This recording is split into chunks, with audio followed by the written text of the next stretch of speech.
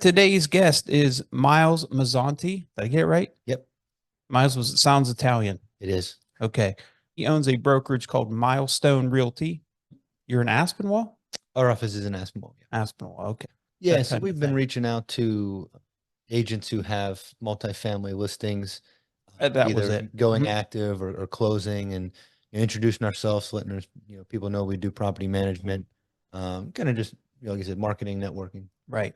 Seen your name around. So I reached out and I said, well, yeah, I'd like to chat. Do you want to come in and, just do a podcast while we're talking? And yeah, that's it. Okay. All right, let's do it. So Myles has been in the business, it looks like since 2014. You got licensed in 2017? Yeah, so I actually bought my first investment property in 2013. Mm-hmm. After years of kind of preparing to saving, and it was actually a house hack. I bought a duplex for myself to live in, one half rent the other, and Okay. realized pretty quickly I had been preparing and wanting to do that. Created it's a big motivation in me. Realized pretty quickly I didn't know much about construction, so I got into the Carpenters Union and spent a couple of years doing that. And in my third year as an apprentice, I got my real estate license. Initially Oh, looking to just add value to what I was wanting to do as an investor, but started selling houses for family and friends. Realized I really enjoyed it. So mhm. after I finished the program, I started doing real estate full time. Nice. So you never really, did you actually work as a carpenter or just you were Yeah, as an apprentice and you were working and learning it? Yep. I finished the 4-year program. I worked in the field as a journeyman for a year after that. Wasn't for me. I wasn't that great at construction, didn't enjoy it, didn't have a passion for it, knew that pretty quickly, but I wanted to finish the program. It was a great foundation, career wise and Yeah. training wise. So I did do that. And then I owned a pizza shop for a couple years. Um, Sold that when my real estate business really started to kind of take off and went into it full time. Oh, that's interesting. Oh, that's very cool. Yeah, I was a mechanic before Okay. I started this, and I bought my first property, and I bought another one, and then I kind of like, oh, I didn't really like being a mechanic, but it paid the bills. I was a mechanic for 8 years, out of high school. Yeah, and then I transitioned into real estate just like you did, and here we are, management company now that I own, and real estate brokerage and nice portfolio. So you were with you started with Fox Chapel Real Estate. We've had some experience with them. Okay. They were old school. They are, yeah. So that I, actually, their family, my mom's sister's husband and his brother, the Sankeys, they own that. So when I first got my license, I was working full time and really was, getting licensed as a part-time opportunity and, familiarity. They were family and they were, allowed me to come in, hold my license there with low pressure with as far as like time commitment. mm-hmm. Yeah, and they also do a lot of property management. Their focus is property Yeah, management. that's what I think we had acquired a property from them, a client, and man, they were old school. Man, they had just like it was all pencil and paper type of stuff. I don't think they had a software at the time. That was going back a little bit. Yeah, I mean, when I first like showed up there and started there, I still had a fax machine on the desk. I mean, a typewriter. I'm sorry, on the Oh, desk. that's old. That is really old. A funny story was when I first got my license, I was 28, and I worked for a small brokerage, a friend of my sister, people, and I sent my first fax and I called my wife and I'm like, yeah, I just sent a fax.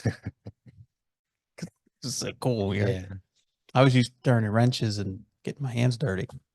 I sent a fax. I was excited. Yeah, we had a typewriter there. It was a word processor, and you could type. I can't believe they had a typewriter on the desk. That's insane. yeah, But then you went to Keller Williams. I was with Keller Williams for 17 years. Good company. yeah. I joined a team actually. Mm. With when Dustin Nolf was with Oh Keller yeah, Williams, so I joined his team. I was on his team for a couple years. I had Dustin on the podcast here. Yep. Yeah. Then EXP Realty. Yep. It looks like you were there about almost 3 years. You just left there in January, right? Yep. Okay.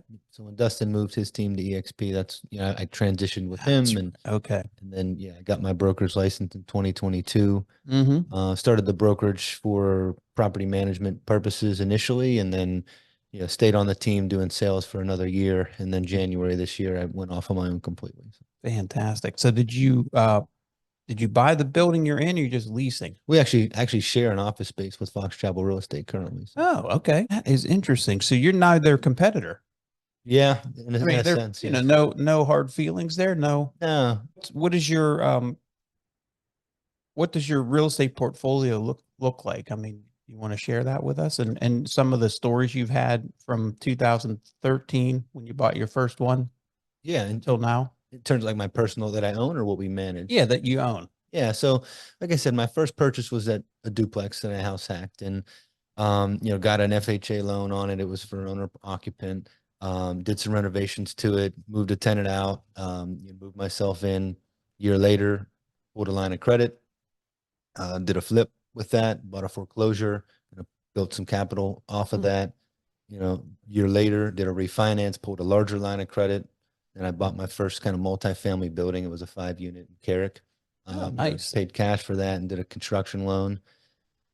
Again, Burr model investing, just kind of climbing the ladder, just scratching and clawing, trying to build, what I could off of what I had. Right. And so that project went well. Did the same thing, pulled another line of credit, and just kept doing that. I did a few flips while I was a carpenter, built a base, and then I met my business partner, who's a home inspector. His wife and I used to volunteer at a place in the Strip District, and we got to talking. And he was, contractor, home inspector for a long time. I was, in the carpenter's unit at the time. And, when I told her that I wanted to start getting into real estate investing, he had the same aspiration. So we connected and started doing some flips together, started buying some apartment buildings together, and kind of got, over that 2015 to 2018, built our portfolio to about 40 units. And, him and I ran the pizza shop together. That building that I bought, in Carrick, it was a mixed use, so it had a pizza shop space in the bottom. And when that tenant vacated, my partner, about 10 years ago, he had his own pizza shop and kind of always wanted to go back into it. So we decided to do that. We opened and ran a pizza shop together for a couple of years, which was not in part of the plan, but it happened. It was actually the first business that I was involved in starting, and actually, turned out to be a really good experience for me. And that was also what I did in high school, so it was kind of nostalgic. Oh, nice. Okay. I was a pizza delivery boy too. That's what I did. I didn't make pizzas. I just delivered them. So Yeah, so it was a fun couple of years. It was a fun job. The hours just weren't, cohesive. And then, like I said, after, 2019, actually right before COVID, my real estate business started to take off. So, we decided to put that up for sale in 2020, and and that's I've been focused on real estate since. So. Oh, so do you still own the building and somebody runs the shop, they own the shop and they just run it and pay you rent? Yeah, well, the company that, like the guy that bought the shop off me did not do well and it closed down. But now I have two Egyptian guys rent the space for me to do it. They do a Nashville hot chicken is what their business is. Oh, so yeah, very good. Still just the landlord. Is that in Carrick? It is, yeah. Oh. Well, my portfolio hit that 40 unit mark. I was managing everything, self-managing. It was becoming a full-time job and kind of taken away from what I really enjoyed doing more, which was selling houses. So at that time, Dustin gave me the opportunity to bring my portfolio under his management company. I was still doing the management and like rent collection and leasing, and his company was doing the maintenance and accounting and things like that. What that also gave me the opportunity to do is go out and promote myself as a landlord, property manager, and build clientele. So I took, from 2021 when that happened, I took a year and started with that 40 units and, built that to about 116 that I was overseeing, within his company. And during that time in 2022, I got my real estate broker's license. Man, that's a neat story. And you still own the 40 units with your partner, or those are just all are on you, or some are yours and some you own together? Yeah. So I own a portfolio with him. I own a couple on my own.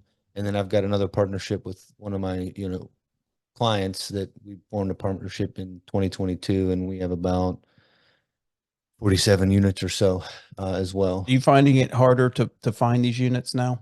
Yeah. Versus when you started? Yeah. 10 years ago. It's been tough. Yeah. It continues to be. we just picked up a portfolio of 20 properties off an estate that was a really nice find. So we're busy right now, kind of stabilizing that. But yeah, I also, starting and growing the brokerage has taken a lot of my time as well. So it's been, that's been my main focus the last probably 12 to 18 months. Right.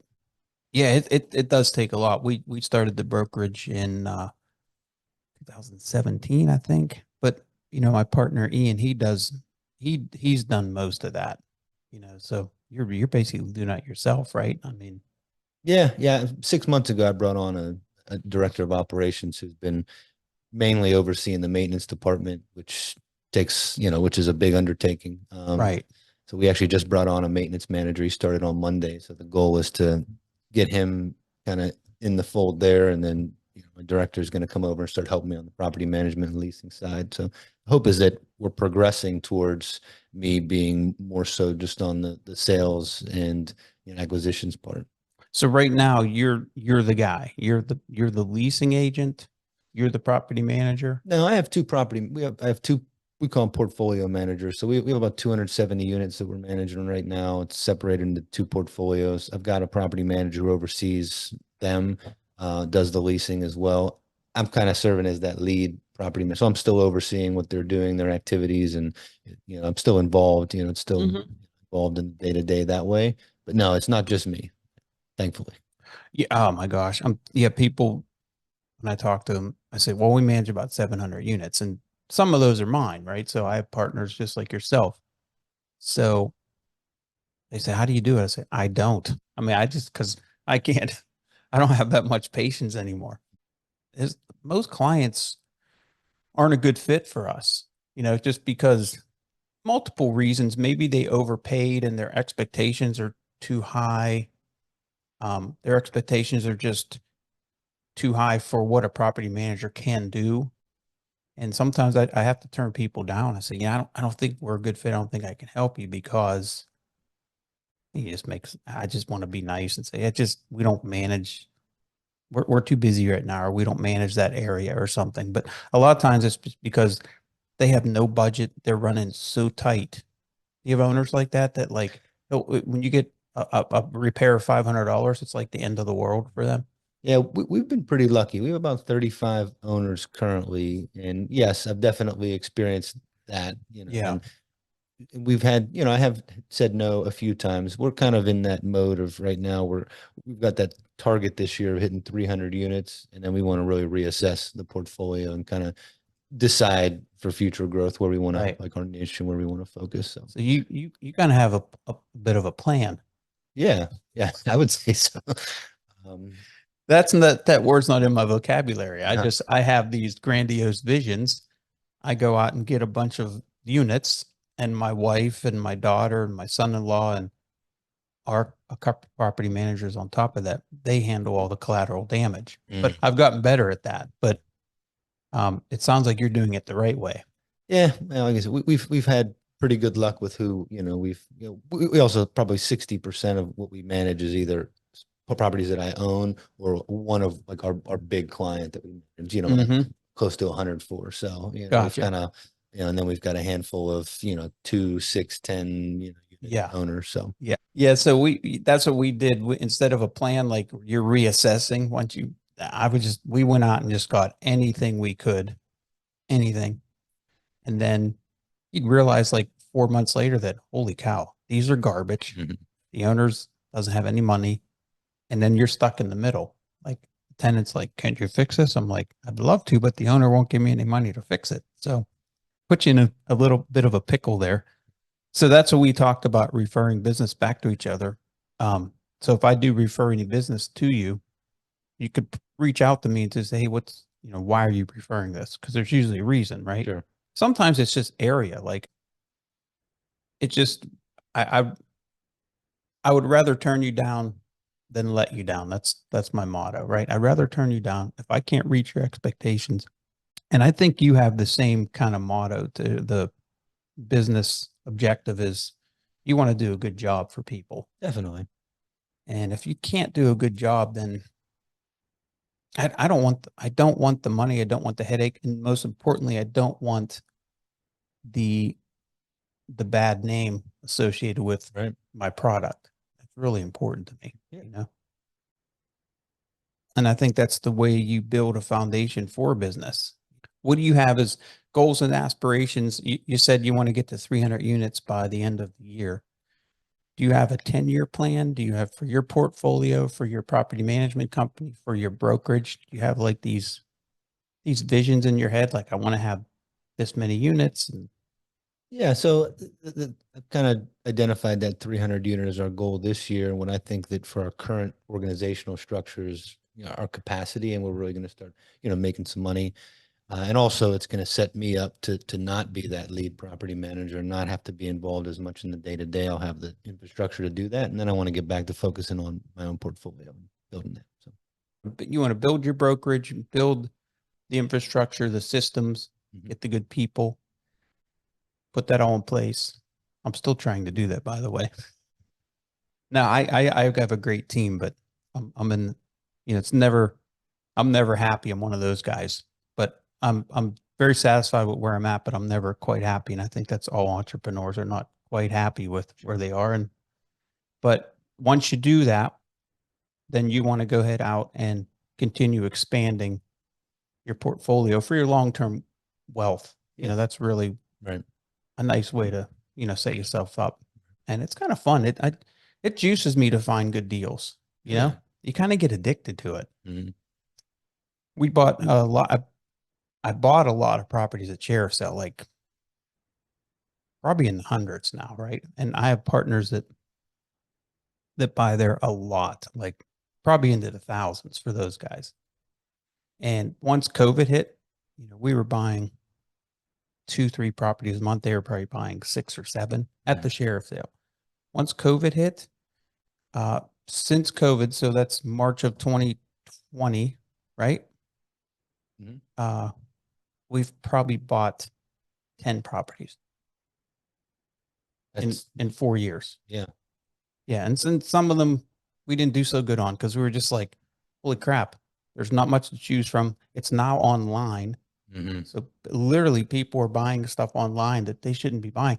One guy called me, an agent said, "Hey, you buy a lot of share sale. Can you talk to my client?" Sure.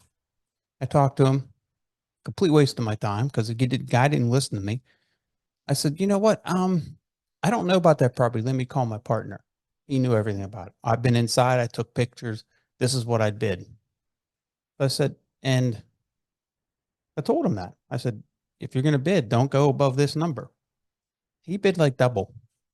I'm like, man, it wasn't a flood zone. It just, I'm like, why did you call me? Yeah. Air sales have dried up. It's very difficult now. We just bought a single family home in Carnegie that I think we're going to flip it, but it might be a good rental too. Never know. I always look at that mindset. If I can't, I haven't done many flips because they're so hard to find now. Yeah. But if I can find one, um, first objective is to flip it and make a profit.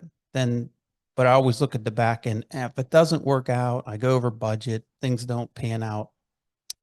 Can I rent it? Am I cool with that? Right. Feel safe. Yeah, that's always my worst case scenario. You know, if it fits in within that, I sell it and make a whole bunch of money, or I have to keep it as a long-term rental and eventually make money. Am I willing to do it? And then I just pull the trigger. What is your target as far as investments for yourself? What do you really like to focus on? Do you like industrial, commercial? Do you just like strictly residential? Yeah. I mean, I have 2 mixed use buildings, but historically small multifamily has been what my portfolio consists of. With this most recent portfolio that we picked up, it was mostly single family. So it's kind of the first time that I'm getting into, you know, more so like buying single family homes. So I think I'm going to, you know, start to do more of that. I've seen have some clients have some real success with it. But mainly residential so far. It's nice to get a chunk like that all at once. Yeah. Yeah, they're hard to find, and um, usually they're poorly managed, and usually the rents are low. Yeah. You have long-term tenants, and I think once that's where that's where I find the good deals is those tired landlords, and they're just tenant's been there 20 years. They're paying. We just bought a 3 unit in Ambridge, and I mean this older lady lives in the middle floor. But this one, I mean, we got lucky on because every time we go out to their properties, there's those, It's a zoo. we just get, outbid. And this one, not too many people showed up. Anyway, we got, I think, a very fair deal on it. But my goodness, this older lady lives in this really nice unit. It's dated, but it's super clean. And it's a large 2-bedroom. I think she's paying like 500 a month, including the heat. Mm. You have to give people like that bad news. Sometimes they can afford it. They say, look, we're going to raise your rent's got to be, it's going to have to be 800 this year. Next year, it's going to be 850. We'll gradually, I don't want to lose the lady as a tenant. She's, Sure. but that's, I can't, now I have a mortgage. Your owners didn't. Mhm. Do you ever have to deal with that? We have Yeah, to deal with definitely. tenants you have to give bad news to, but how do you handle that? Yeah, I guess it depends. I mean, this portfolio is a good example of that. I mean, I'm actually actively, June was the first month that we're collecting rents on it. And, I'm going, majority of them were on expired leases that were under rented. So yeah, I just actually 2 days ago had the first set of conversations with the first building and tenants, and, we were able to work it out. So, I mean, I same mindset right now. We've got mortgages, it's different. We have a different expense level. So it depends on, my goal with the building. I bought a 9-unit building 2 years ago that was, 2 vacants, and, 5 of the other, 6 of the other units were rented, all under rented, 400 or 500. So we knew we had some work to do. We wanted to keep some cash flow. So I was a little more moderate in that conversation. So taking them from 5 to 6 or 5 to 5, just to keep some money coming in while we were fixing the rest of the building. So it's somewhat of a case by case, but, generally the goal is to improve and, grow the rent roll. I think people realize that's coming too. And Yeah. like, oh, I've been skating here at 500 and it really should be 8. Mhm. Yes, I don't club them over the head and get greedy. Like, I think you're the same way. Because let's say that older lady that we're talking about, let's say she moves out. But no, I can't afford 8. Well, what can you afford? Yeah. 657. Okay, we'll do it just because I'm gonna have to spend 15 grand or 20 rehabbing her unit. Right. And maybe I can rent it for 1200, but do I want to allocate all that time and money to rehab that right now? Exactly. Yep. That's what I'll always consulting with clients and telling them that. I mean, I want more rent. Okay, well, we'll get you more rent, but what if that tenant moves out? What's going to happen? Then I break it down for them. Right. Like, oh, Risk reward, right? exactly. It opens up their eyes like, oh, I didn't think about that. Well, how is your contractor core? Do you have a good group of guys that you've used for a long time? And Yeah. We right now we have 3 full-time maintenance guys, 2 part-time, and then a handful of 1099 contractors that we use for turnovers, bigger projects. But yeah, how do you handle the guys that work for you? These are guys that work for you only, right? Every day they come to work and say, what am I doing today, boss? right. And some of them are doing a turnover. Some are just going from job to job to job, assessing. And Service work, and we do routine inspections. Typically, department manager will do those, turnover inspections and biannuals, right, on units that we've don't turn over. But yeah, and we do our onboarding stuff, generate work from that. But yeah, the guys that we have in house are doing a mix of service calls and, turnover work. And then for renovations, typically we'll reach out. We have contractor resources for that. okay. It seems easier for me, and you can chime in on this, just to not have those employees and just pay, vendors that you 1099 them. What do you prefer? Do you prefer having the employees and having to keep them busy, or do you prefer just, I'll call you when I need you? I actually appreciate having, the full-time guys, especially, as I'm looking to purchase, and, for myself, having that resource to readily be able to, buy, renovate, turnover, and do. And we also, make more money when we, on the time and material billable hours, as opposed to, we will bring a 1099 and we'll charge a markup on that coordination and supervision of that project, but it's not Right. as much as we make when we're billing hourly. So Understood. How do you handle let's say somebody calls you in and they want to, they have a leak Mhm. plumbing leak. It's plumbing, right? So do you send a plumber or do you send over one of the handymen first and say, can you take care of this? If they can't, then you dispatch a plumber. Is that how you handle that? Yeah, typically. But we know going in, like if it's a sewer clog, right? That's the call. We just would call a Mm-hmm. company and send them in from the beginning. But you know, the goal is with when we're hiring maintenance technicians is that they have that general knowledge that they can do, you know, leaky faucets, like basic plumbing Right. tasks. So Yeah, I think that's our biggest pain point. I think as a property owner and property manager is the cost of plumbing, hiring plumbers mhm. is extremely expensive. We have some really good ones that work, with us, but like some of the price, like I just had one at one of my own properties. It was a PVC basic 40-year-old home. It wasn't an old terracotta home, like 60 years old or 80 years old, right? Mhm. So tenant called and said, I have a leak. And I was in the area. So I wanted to go check it out because we had an estimate from a plumber. It was $2,600. Okay, let me go look at it.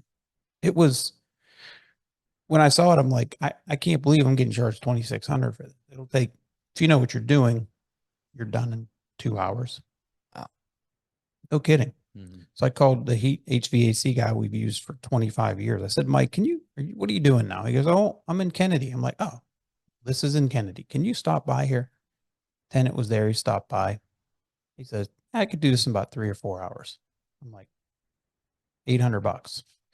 But yeah, that's good to hear that you actually have your own staff and you have a good system in place. What happens? Like we had this problem this year, especially December and January, keeping guys busy. We didn't have a lot of turnover and we didn't have a lot of work. Sometimes I have a lot of projects of my own that I can throw people on. But did you run into that? Did you have that problem this year at all?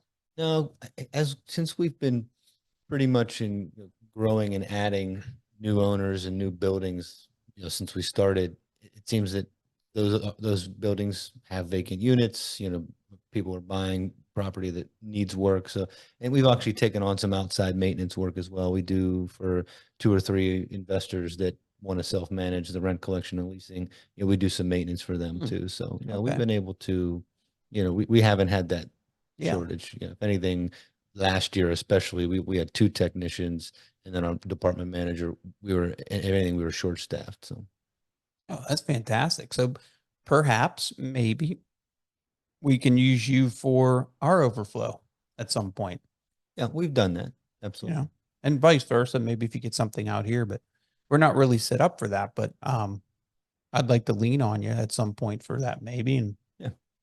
Yeah. What I try to do when I'm bringing on a new portfolio building, yeah, I kind of look at what the real rents or projected rents are, and then I know what I assess the management fee that we're going to collect off that percentage, and then I take a 10% for a maintenance budget allocation as an investor. When I approach, depending, given the circumstance, I'll look at, I'll project that I'm going to spend between 5 and 10% on maintenance after stabilization. So I kind of know what we should be charging and kind of how I should staff, right? How I should consider.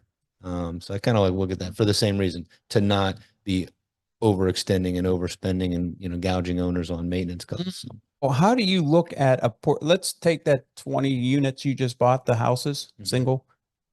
How did you assess, since they were probably older houses, probably needed some work? You get tenants that have been there a long time. How did you assess what you're going to have to spend on maintenance and turnover? So we did a construction loan on that. So we did a purchase plus renovation. So we upfront did, a scope of work and budget for that upfront workload. So we knew, I mean, there was a ton of deferred maintenance. There was a few vacant units, mostly occupied, but so we kind of laid that upfront work and tied that to a construction loan. And then, from there and beyond that, I'll probably maintain a 10% expectation annually of maintenance. So once are you phased out of the construction loan yet, or is that just? No, we just closed last month. Oh, that's right. You said June was your first month collecting rents. How does that look then? In 6 months, do you phase out of construction to a different type of loan, or is it just It's a fixed, yeah, it's a fixed loan. So you have a budget. They give you draws as you do certain. Yep. Correct. Okay. I've never done that on, I haven't done many construction loans, but I've never done that on a 20 unit single family scattered site. That would Yeah, seem like, there's a how couple did you put duplexes the in there. proposal together, for the bank? Don't you have to have like, oh, this is the work we're going to do? Yeah. And Yeah, we took, each property and we built a scope of work for each property, and then we had an okay, overall budget. So purchase plus what we needed, and the appraisals just needed to meet, the after repair appraisals just needed to meet the gotcha. value. Were these all in? Because I like to buy if I can close by. I don't want to buy something. We'll pick on Natrona Heights for some reason today. I don't want to buy there because it's just too far for me. I wouldn't buy 20 units out there. I probably would not at this point in my career. Are you like that also? Are these all in one area? What area were they in? Yeah, so these were in pretty much McKeesport, two in Duquesne, and then a handful in Rankin. So they're all relatively in the same area. On Valley. Yeah. Okay. Yeah, I like to be close by. Or even if not, at least if they're all if they're all within like 10 blocks of each other, that even if it's far to get to, you have the staff that can go there, and maybe one guy's designated. He knows the tenants, he knows the properties. Right. But how did you budget for, I get it that, you have the vacancies, you rehab them. Maybe you had a lot of exterior maintenance that was overdue, roofs and gutters and landscaping. But you have, let's say, 10 of the units, and you have really older tenants in there, and all the units going to need $15,000 worth of work when those tenants move. How did you budget for that? Yeah, so similar to what you said, we were talking before about, the cost of turning that versus the incremental rent increases. I think we went into this with knowing there was a ton of exterior roof, like you described, and a couple vacants to start with.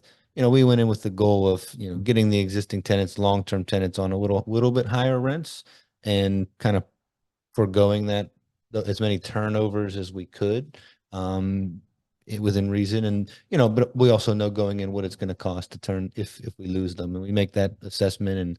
And, when I'm talking to these tenants about how much, what kind of rent increase to assess, that same consideration of what it's going to cost to turn if we lose them. So making the exterior work and the vacant work the priority, and trying to keep the long-term tenants and get them on a little higher rent for year one or in the short term. And, once everything else, once we get all of the stuff that we can and have to do, outside and in the vacants, then we'll, slowly chip away at the inside work. That's usually my biggest concern is that, like, you don't know what the tenants are like, right? The landlords may be stretching the truth a little bit on, do they pay? And Always. so that's the scary part, is if you don't have you have your act together. But what I'm saying is a lot of new investors, they think that everything's going to go fine. Then that 20 units, maybe 3 are vacant. You have 17, maybe 4 of those tenants really should be evicted. And what do you do when that happens? Because it's not only the eviction, it's now you have 4 more vacant units, which is 20,000 a unit, say. Yeah. Did you account for $80,000? That's the scary part for me, because we've bought a lot of properties, and we've acquired some crappy tenants. But well, yes, and we in this particular partnership, we did something very similar 18 months ago, and so we had some precedent on doing something like this. That was a 13-unit portfolio, same profile, an estate. But what we did this time for ourselves, we negotiated the ability to start eviction proceedings on delinquent tenants before closing. Okay. And so I had pretty much of the 11 tenants that were behind, and the previous owners were upfront about that. So we knew, the scope of that. We were able to get in there, and I had 7 of the hearings ahead of time. So I kind of knew what I was looking at a little bit more. Okay. So that was really helpful. Yeah, But we did put we got this portfolio to a very fair price, and we put a pretty healthy construction budget behind it. So out of the 11 tenants that were behind, you said there were 11. How many did you actually have to evict, and how many did you worked with, and just they realized that, okay, there's a new there's a new Yeah. sheriff in town and Yeah. we need to start paying. So far, for June collection, only two haven't made good for June. So Mm, two that we're like pursuing possessions on. okay. No, that's really good. And sometimes that's all it takes is just someone who is not tired and realizes that I'm serious. You're gonna have to pay your rent. I'm a good landlord, but the rent money, and I'm going to seek the proper legal action if you don't. So once they see that, they're like, oh, okay, we need to start paying our rent. Hey, did you ever do any deals in Mount Oliver? Yeah, I currently own one building in Mount Oliver. Did you have to deal with I forget his name, the building inspector that was over there? Yeah. That dude cost me probably $90,000. And he's no longer there, I hear. Uh, if it's who I think you're referring to, I think he is, but they also have hired somebody new and they work in tandem, but I could be wrong. Mm. We did occupancy inspections because we were going to sell it.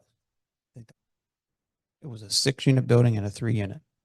He was in that 3-unit building for like 2 hours.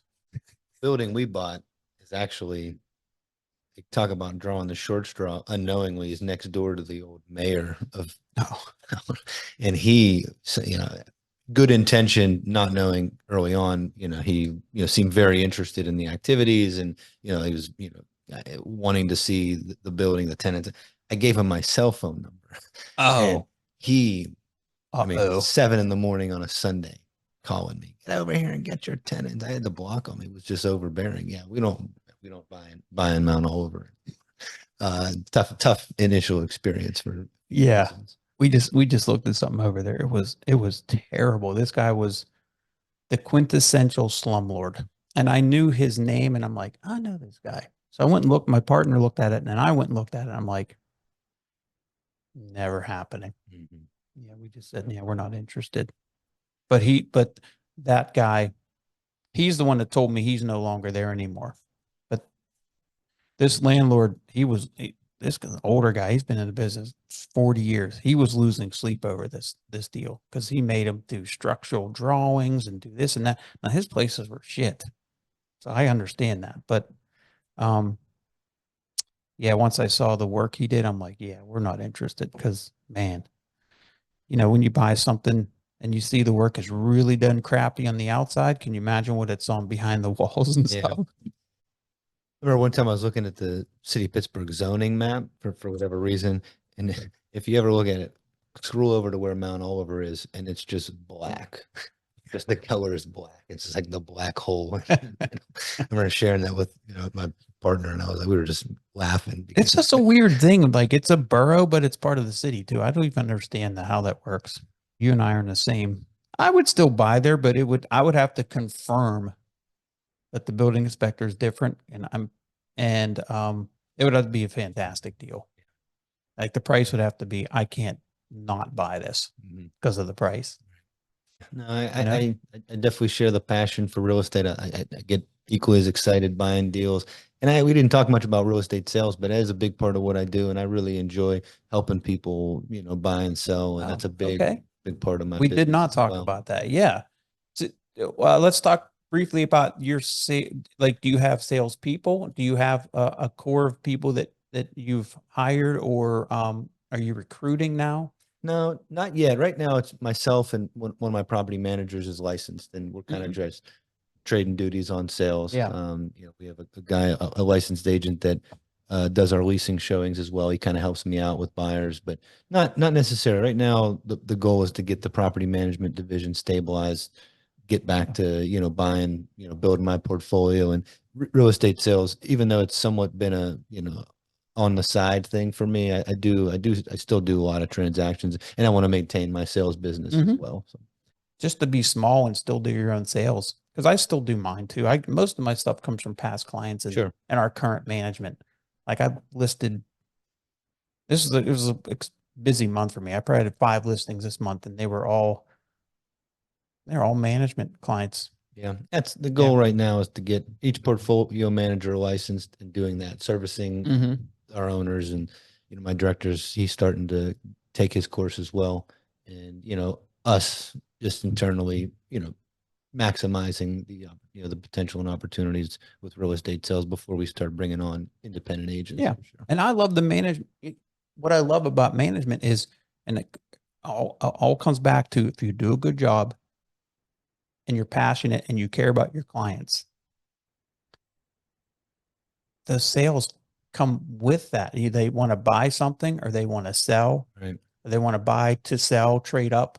And those clients never go away because Right. they know that they trust you. You do a good job with the management side. And if you do a good job there, they want to buy more because they're making money.